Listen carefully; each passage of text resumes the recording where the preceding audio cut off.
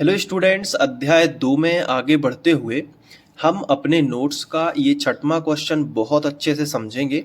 और ये क्वेश्चन परीक्षा की दृष्टि से बहुत ही इम्पोर्टेंट है और इसमें हमें अम्ल और क्षार को पहचानना है। तो हालांकि नोट्स में तो लिखा है कि छात्र स्वयं करें, क्योंकि इतना पढ़ा दिया है कि आप खुद से भी कर सकते हो, लेकिन फिर भी मैं आपको कुछ ट्रिक बता देता हूँ जो अम्ल और क्षार को पहचानने के लिए बहुत हेल्प करेंगी। जैसे आप अम्ल को अगर पहचानना चाहते हो तो अम्ल में आपको H मिलेगा, हाइड्रोजन परमाणु निश्चित होगा, और जब वो टूटेगा तो H प्लस आयन के रूप में आना चाहिए, यानी पॉजिटिव आयन के रूप में आना चाहिए। तो अम्ल को हम पहचान सकते हैं, क्योंकि अम्ल के बारे में हमने पढ़ा है कि वो जल में घुलकर H प्लस आयन देते हैं। तो अम्ल को पकड़ने की यही ट्रिक है कि उसमें हाइड्रोजन होगा। जैसे आप देख सकते हो कि ये HCl है, तो एक पॉजिटिव है तो एक नेगेटिव है, तो निश्चित ही ये प्लस देगा। तो ये HCl जो है वो अम्ल की कैटेगरी में जाएगा। ठीक है, तो अम्ल की कैटेगरी में कौन चला गया? HCl। इसके अलावा आप देखोगे, आगे बढ़ोगे तो आपको एक ये अम्ल है H2SO4 सल्फ्यूरिक अम्ल, इसका नाम ही है, तो ये भी क्या हो जाएगा? अम्ल की कैटेगरी में आ जाएगा। H2SO4 क्या होता है? अम्ल होता है। इसके अलावा आप आगे बढ़ोगे तो आपको और भी अम्ल देखना है। ये देखो, इसमें भी H है ना, तो H3, और ये देखो ये अम्ल है, बोरिक अम्ल है, H3, ये भी अम्ल है। तो जिसमें H है वो अम्ल है।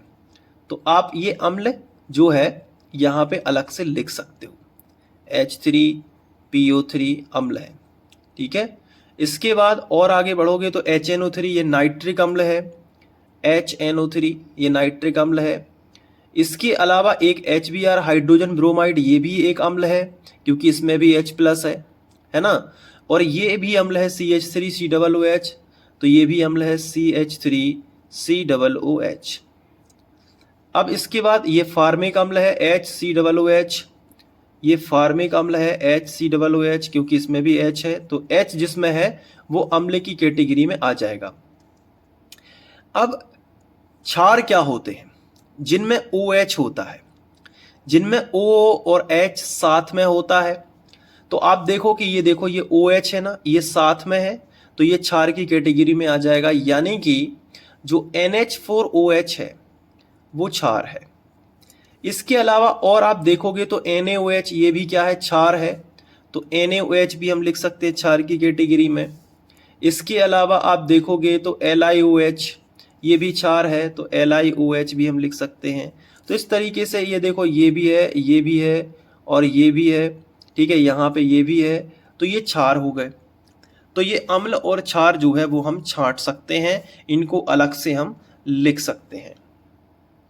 इसके अलावा इसमें कुछ लवण साल्ट मिक्स है।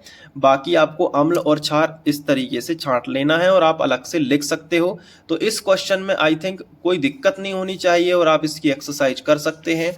और अगर इससे संबंधित और भी कोई आपके दिमाग में क्वेश्चन आ रहा है या डाउट आ रहा है तो आप कमेंट में जरूर लिखिएगा।